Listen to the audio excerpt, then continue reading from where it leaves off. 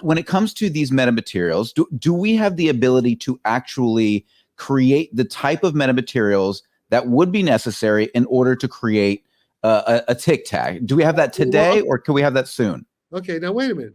You know, that's like asking in 1940, will we in 3-4 years be able to refine the isotopes to get the uranium and the plutonium we need, and will we be able to design a implosion mechanism to get these bombs to really work? It's like saying that. The point is, somebody's already done it. These machines are already out there. They exist. Okay, so they exist and they can create metamaterials to a specific micron. Well, it may even be now the one useful thing that I've heard come out of Eric Davis's mouth about this, because he has some access allegedly to classified material. He says they find these metamaterials are down at the angstrom level, at the size of an atom.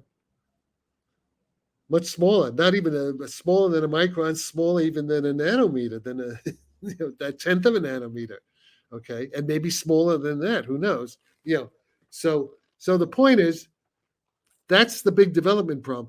Here's what we know: we know that somebody, some kind of an intelligence, and I think it's from the future, has this technology. That we see them. That's what the Navy is encountering in these objects. That's what Commander Fravor and those Navy pilots have been seeing directly. That's what Kevin Day. Well, that's what I believe. I mean, I believe that these are physical objects that Fravor and Dietrich are seeing. Now, there is an argument to be made that there are potential holograms and things like this that we could talk about. Bullshit. That's bullshit.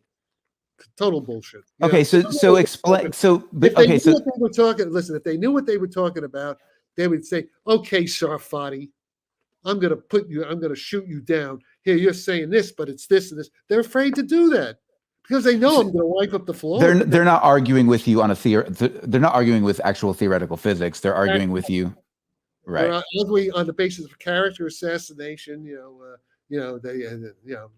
Ad hominem. Or what they're mostly doing now. They're totally afraid to do that because what they're doing now is simply pretending I'm not there. I'm the 800-pound gorilla in their room.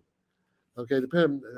Now, at one point, Eric Davis published a thing from anonymous. He wouldn't name the guy who was claiming to shoot down what I was saying, but then 𝐒𝐓𝐀𝐘, who's an expert in the metamaterial and solid state physics, showed that the guy who wrote this, he was probably Eric Davis himself, was a total idiot. I mean, he was saying stuff that was clearly wrong. And this is a guy, 𝐒𝐓𝐃 has Air Force contracts, has many contracts. He's a well-known expert in condensed matter physics and the stuff around metamaterials. He has much better credentials than Eric Davis has in this field.